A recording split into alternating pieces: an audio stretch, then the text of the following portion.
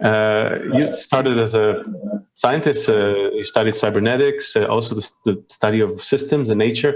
What made you transition from that very kind of rational perspective to Kabbalah? That many people think, is it mysticism, belief?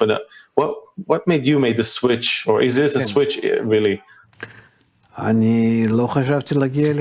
actually didn't think about finding myself in Kabbalah at all. Yes, my profession was biocybernetics, which deals with the operating systems of both the human body and actually the entire universe as a single system, and the interdependence of all those subsystems. And when I started engaging in all that and studying that, I started seeing that there's a problem here, because all of nature and the whole universe is built towards greater and greater integration. It's geared towards connection. That starts from the Big Bang and continues along this line.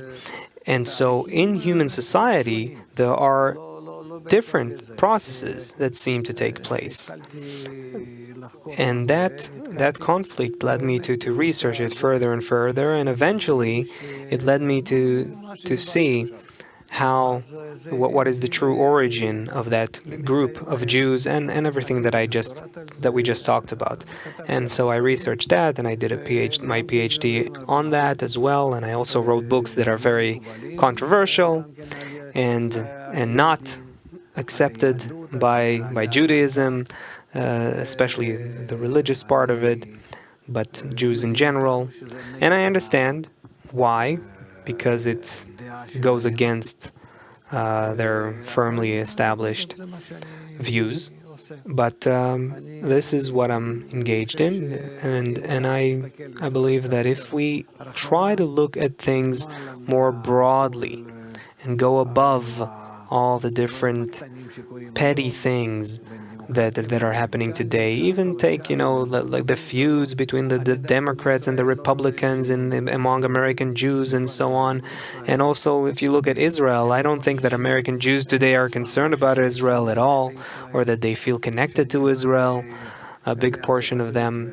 When I come to the U.S. and I speak to American Jews, I find that they feel Israel is a very foreign thing. Many of them wouldn't like to hear a word about Israel.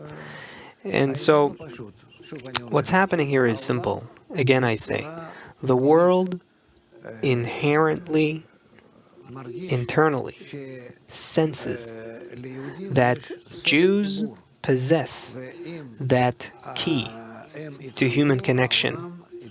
And if they practice it and enable it, the whole world will be able to do this as well. This is something that a lot of anti-Semitic ideologues write about, and a lot of sages throughout history. It's not that I'm discovering something new here, but we just have to see whether this is the result that we can begin to pursue.